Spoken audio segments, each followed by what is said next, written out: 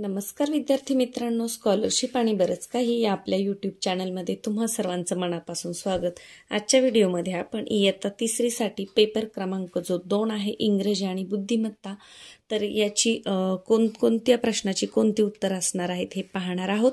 म्हणजे तुम्हाला तुमचे मार्क्स चेक करता येतील। याच्या अगोदरच मी आपल्या चॅनलवर इयत्ता दुसरी, तिसरी आणि चौथीचे दोन्ही पेपरच्या उत्तरपत्रिका टाकलेल्या आहेत। तुमच्या मित्रमैत्रिणींना लिंक जरूर शेअर करा आणि व्हिडिओला लाईक करायला कोणीही विसरू नका। तर पहा, इंग्रजी आणि बुद्धिमत्तेची आपण फक्त उत्तर सांगणार आहोत। तर प्रश्न पहिल्याचा आहे पर्याय क्रमांक 1, दुसऱ्याचा आहे पर्याय क्रमांक 3, तिसऱ्याचा आहे पर्याय क्रमांक 3, चौथ्याचा आहे पर्याय क्रमांक 2, पाचव्याचा आहे पर्याय क्रमांक 4, सहाव्याचा आहे पर्याय क्रमांक 3, सातव्याचा आहे पर्याय क्रमांक 3, आठव्याचा पर्याय क्रमांक 1, नवव्याचा आहे पर्याय क्रमांक 4, दहाव्याचा आहे पर्याय क्रमांक 2, अकराचा आहे पर्याय क्रमांक 4, 12चं पर्याय क्रमांक 3, 13चा आहे पर्याय क्रमांक 1, 14चं पर्याय क्रमांक 1, 15 पर्याय क्रमांक 4,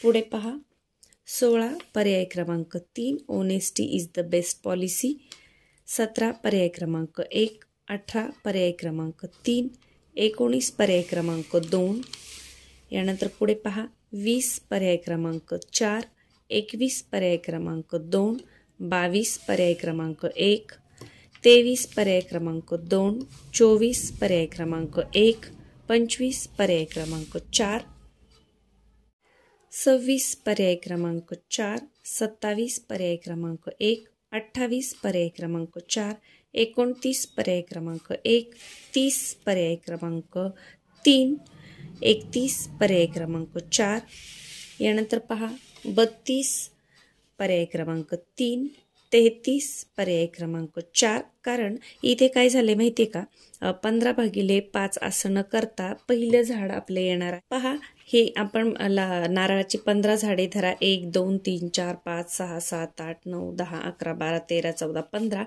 परंतु 15 झाडं लावल्यानंतर हे जे पहिले झाड आहे इकडे काही 5चं अंतर नसणार आहे, म्हणजे त्याचे 14 भाग होतात, म्हणून 14 पंचे 70, म्हणून याचं उत्तर आहे पर्याय क्रमांक 4। 34 पर्याय क्रमांक 4, 35 पर्याय क्रमांक 1, 36 पर्याय क्रमांक 2,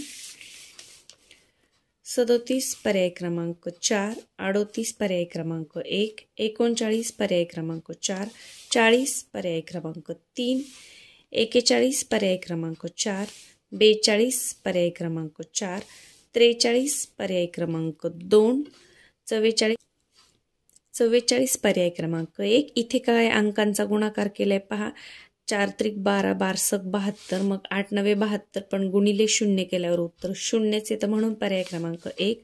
45 पर्याय क्रमांक 3, यानंतर 46 पर्याय क्रमांक 4, 47 पर्याय क्रमांक 1, 48 पर्याय क्रमांक 1, 49 पर्याय क्रमांक 3, 50 पर्याय क्रमांक 2, 51 पर्याय क्रमांक 1, 52 पर्याय क्रमांक 4, 53 पर्याय क्रमांक 3, 54 पर्याय क्रमांक 4, 55 पर्याय क्रमांक 2,